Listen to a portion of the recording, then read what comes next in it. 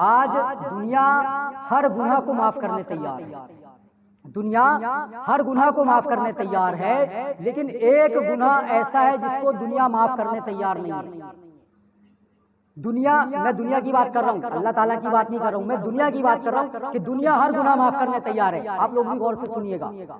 دنیا زانی کو معاف کرنے تیار ہے، شرابی کو معاف کرنے تیار ہے، چور کو معاف کرنے تیار ہے، ڈاکو کو معاف کرنے تیار ہے، لیکن ایک گناہ ایسا ہے جس کو دنیا معاف کرنے کے لیے تیار نہیں ہے، اور وہ گناہ ہے، وہ جرم ہے، جرم ضعیفی، کمزوری۔ کمزور کو کوئی معاف کرنے تیار نہیں، جو کمزور ہوتا ہے ساری مشکلیں بھی اسی کے اوپر آتی ہیں، اس لیے کمزور بن کر کے زندگی نہیں گزارنا چاہیے، طاقتور بن کے زندگی گزارنا چاہیے۔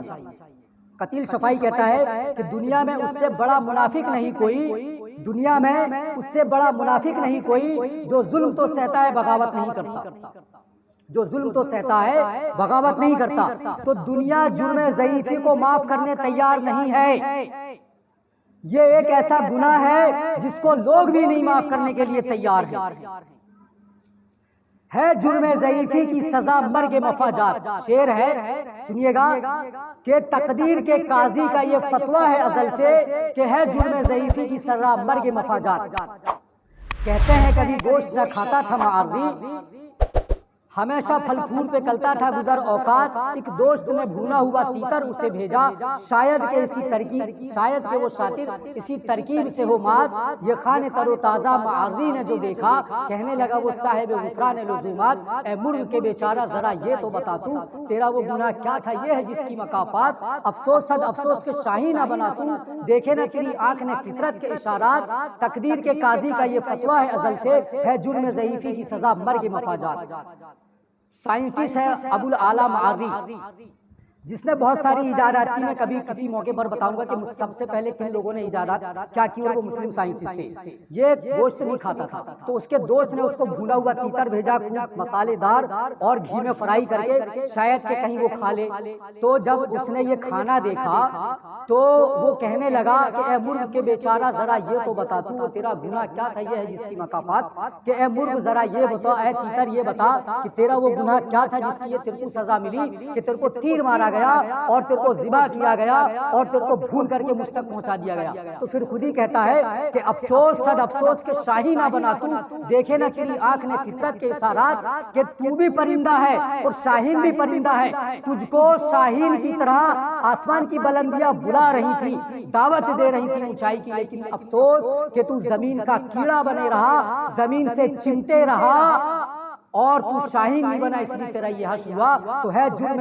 تقدیر کے قاضی کا یہ فتویٰ ہے ازل سے کہ ہے جرم ضعیفی کی سزا مرگ مفاجات، کہ اللہ تبارک و تعالیٰ کا یہ فیصلہ ہے کہ جو کمزور ہوتا ہے اس کی سزا موت ہے۔ جو قومیں کمزور ہوتی ہیں انہیں کتوں اور بلیوں کی طرح مار دیا جاتا ہے، انہیں گایوں اور بیلوں کی طرح کاٹ دیا جاتا ہے، انہیں کیڑے اور مکوڑوں کی طرح کچل دیا جاتا ہے، یا ان کو زندہ اس لیے رکھا جاتا ہے کہ ساری ذلتیں وہ جھیلیں گے، ساری ذلتیں وہ جھیلیں گے۔ کمزور ہونا